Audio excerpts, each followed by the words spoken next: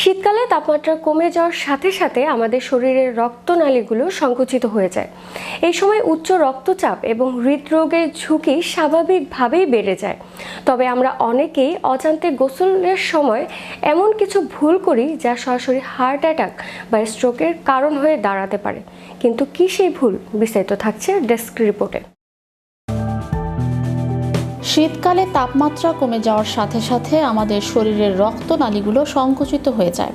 এই সময় উচ্চ রক্তচাপ এবং হৃদরোগের ঝুঁকি স্বাভাবিকভাবেই বেড়ে যায়। তবে আমরা অনেকেই অজান্তে গোসলের সময় এমন কিছু ভুল করি যা সরাসরি হার্ট অ্যাটাক বা স্ট্রোকের কারণ হয়ে দাঁড়াতে পারে। গোসল শুরু করেই আমরা সরাসরি মাথায় বা বুকে পানি ঢেলে দেই, অথচ শীতের সময় শরীরের তাপমাত্রা ও পানির তাপমাত্রার মধ্যে বড় পার্থক্য থাকলে এই অভ্যাস শরীরের জন্য বিপজ্জনক হয়ে উঠতে পারে এবং হার্ট অ্যাটাক বা স্ট্রোকের ঝুঁকি বাড়াতে পারে। শরীর যখন গরম থাকে, যেমন ব্যায়ামের পর, রোদে হাঁটার পর বা দীর্ঘ সময় কাজ করার ফলে, তখন শরীরের রক্তনালীগুলো স্বাভাবিকের তুলনায় বেশি প্রসারিত থাকে। এই অবস্থায় হঠাৎ ঠান্ডা পানি মাথা বা বুকে পড়লে শরীর এক ধরনের শকের সম্মুখীন হয়। রক্তনালীগুলো আচমকা সংকুচিত হয়ে যায়, যার ফলে রক্তচাপে দ্রুত পরিবর্তন ঘটে। এতে হৃদযন্ত্রকে স্বাভাবিকের চেয়ে বেশি জোরে কাজ করতে হয় এবং হার্টের উপর অতিরিক্ত চাপ পড়ে। এর ফল হিসেবে মাথা ঘোরা, বুক ধড়ফড় করা, দুর্বলতা বা অজ্ঞান হয়ে যাওয়ার মতো সমস্যা দেখা দিতে পারে। যাদের উচ্চ রক্তচাপ, হৃদরোগ বা বয়সজনিত সমস্যা রয়েছে, তাদের ক্ষেত্রে এই পরিস্থিতি আরও ভয়াবহ হতে পারে।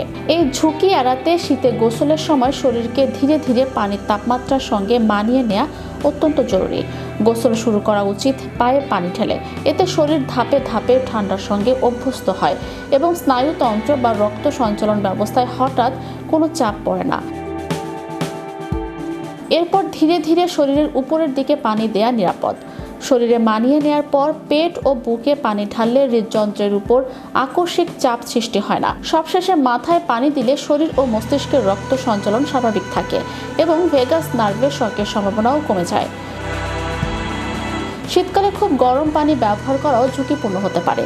অতিরিক্ত গরম পানিতে গোসল করলে রক্তনালীগুলো বেশি প্রসারিত হয়ে রক্তচাপ হঠাৎ কমে যেতে পারে, ফলে মাথা ঘোরা বা দুর্বলতা দেখা দেয়।